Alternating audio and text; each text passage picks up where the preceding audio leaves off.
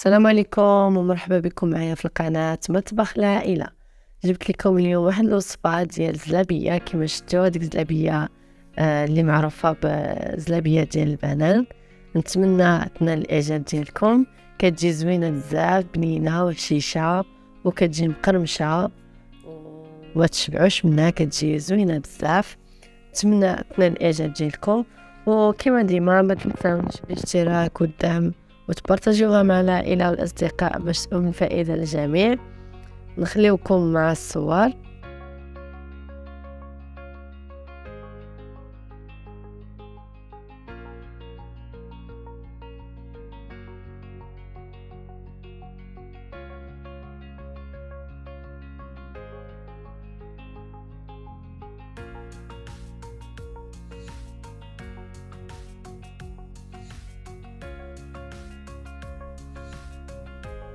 بسم الله على بركة الله.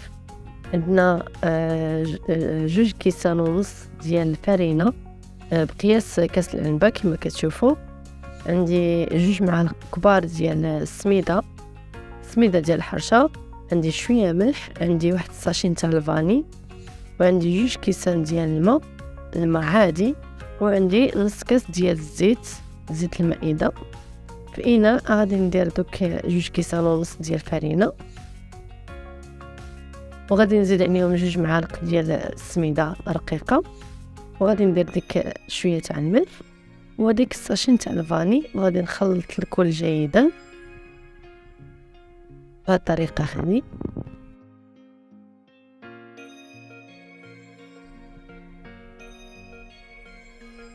غادي نجيب كاسرونه اللي غادي ندير فيها دوك جوج كيسان ديال الماء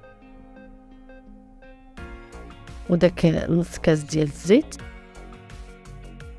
وغادي نديرهم في البوطه حتى يتبخوا مزيان. ضروري يتبخوا مزيان داك الزيت مع الماء. كما شفتوا انا درتها فوق البوطه، غادي نخليها حتى تطبخ مزيان حتى توصل لهاد المرحله هذه. ضروري يطيب مزيان داك العسل عفوا داك الزيت مع الماء. كما شفتوا انا طفيت على البوطه من بعد ما طابت لي داك الزيت او الماء، وغادي ندير داك الخليط تاع الدقيق كامل، وغادي نبقى نحرك بهذا الشكل هذا. ضروري تخدموا سباتولا ولا شي حاجه، ما تقدروش تخدشوا بها في يديكم حيت كتكون سخونه بزاف، وكتبقاو تدخلوا فيها بهذه الطريقه هذه كما راكم تشوفوا باش الدقيق يدخلنا مع داك الخليط ديال الزيت والماء بحال اللي كتعجنوها، ولكن غير بسباتولا ما تقدروش كما قلت لكم تخدشوا فيها حيت راها سخونه.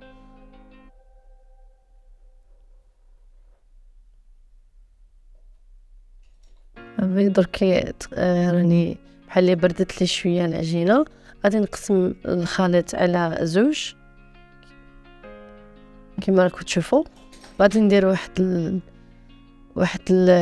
في واحد البلاستيك، وغادي نستعمل انا هاد البوش ديال كما شفتوا تاع الحلويات، وهذاك المرشم ديال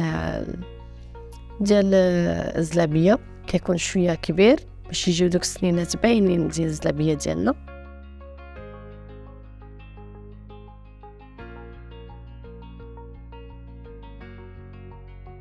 كما شفتوا انايا غادي ندير فوق هاد اللوحه اللي كنشد لها العبار ديالها، كتجيني زلابيه مقاده، شي وحده صغيره وحده كبيره بالطريقه هذه. نتمنى ديروها وتنال الاعجاب ديالكم. هاد الزلابيه هذه اللي تقدر اي مبتدئه ديرها تجربها تنجح معها باول فرصه ديروها، تقدروا تنجح معاكم. غادي نكمل هاد المرحله حتى نكمل كامل هاد المراحل ونوريكم طريقه ديال القلي ديال هاد الزلابيه.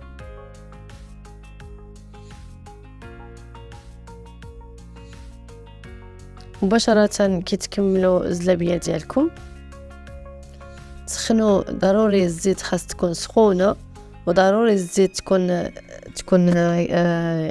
يعني واحد الكميه ديال الزيت اللي تكون مغطيه كديروا الزلابيه، ما تكون بحال اللي كتعوم في داك الزيت. ضروري تكون الزيت كتر من